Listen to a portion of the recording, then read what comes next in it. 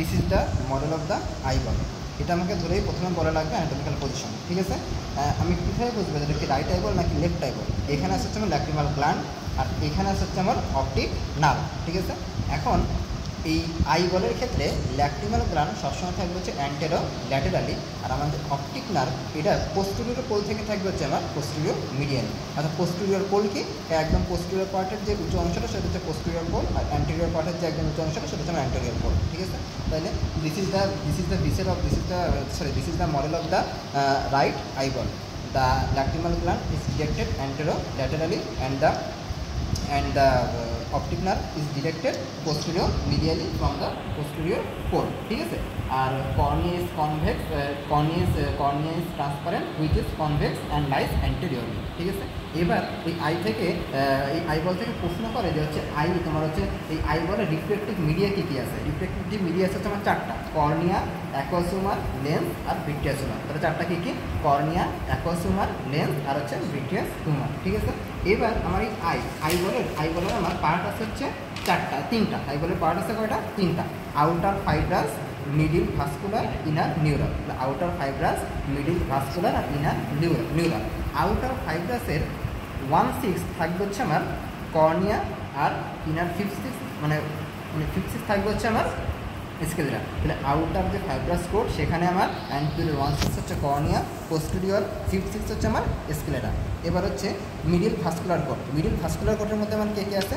Middle vascular কোডের মধ্যে আমার আছে হচ্ছে এটা হচ্ছে আমার কোরয়েড, এটা হচ্ছে আমার কোরয়েড, এটা হচ্ছে আমার এখানে থাকবে সিলিয়ারি বডি, এটা হচ্ছে আমার সিলিয়ারি বডি, আর এখানে থাকবে হচ্ছে আইরিশ। তাহলে কোরয়েড, সিলিয়ারি বডি, আইরিশ। আইরিশে আবার মাসেল আছে দুই ধরনের, স্ফিংক্টার পিউপিলি আর একটা ডায়াটর পিউপিল।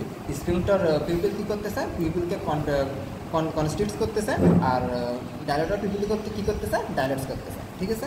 এবার এখান থেকে লাগবে যে হচ্ছে এবার হচ্ছে ইনার নিউরাল এয়ার। ইনার নিউরালের মধ্যে কী আছে? আমার রেটিনা। কী আছে? এখানে আছে হচ্ছে আমার রেটিনা, ঠিক আছে। রেটিনা, আচ্ছা রেটিনা হচ্ছে আমার রিফ্লেকটিভ মিডিয়া হিসেবে কাজ করতেছে। এটা হচ্ছে আমার রিফ্লেকটিভ মিডিয়া।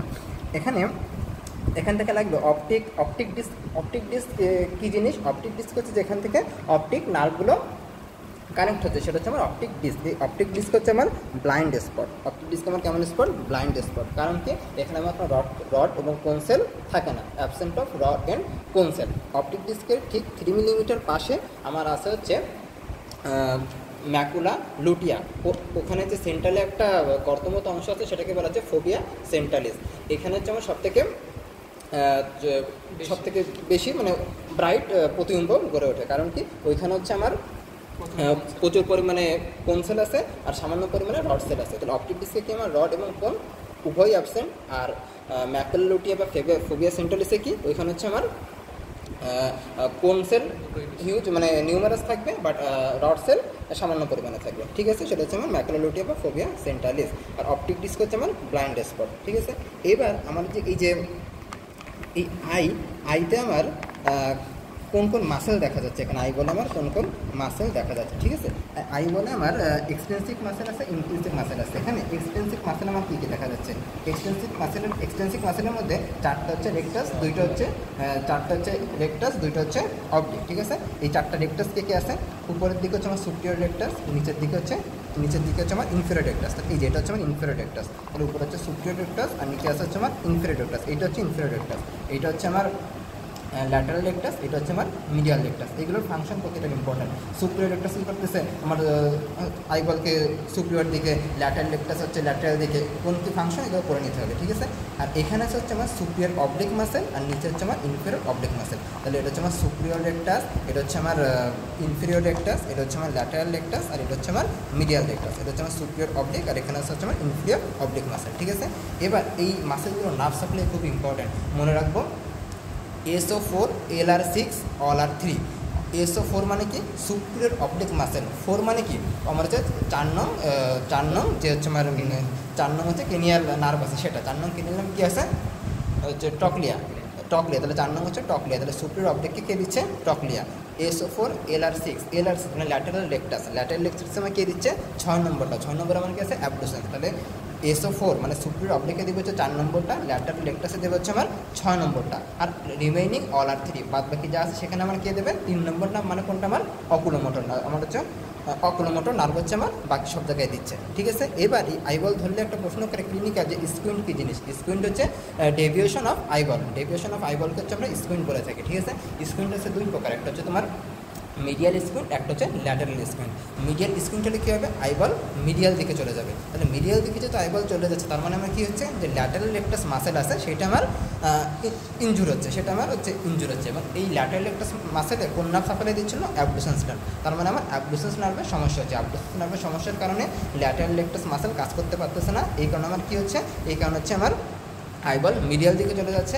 আর আমার হচ্ছে ল্যাটারাল স্কুইন্ট, ল্যাটারাল স্কুইন্টটা কী হচ্ছে, আইবল ল্যাটারালি চলে যাচ্ছে, তার মানে আমার সমস্যা হচ্ছে কোনটায়, মিডিয়াল রেকটাসে। মিডিয়াল রেকটাসে আমার নার্ভ সাপ্লাই দিচ্ছিল কি 3 নম্বর নার্ভ মানে অকুলোমোটর নার্ভ, তার মানে আমার অকুলোমোটর নার্ভে সমস্যা হয়েছে। ঠিক আছে, এবার আসে এই যে আমি এখানে বলছিলাম না যে কর্নিয়া, এই যেটাকে আমি বলছিলাম হচ্ছে কর্নিয়া, অ্যান্ড ওয়ান্সিল ছিল আমার কর্নিয়া, আর বাইরের ভিতরের ফিক্সিল ছিল হচ্ছে আমার স্কেলেরা।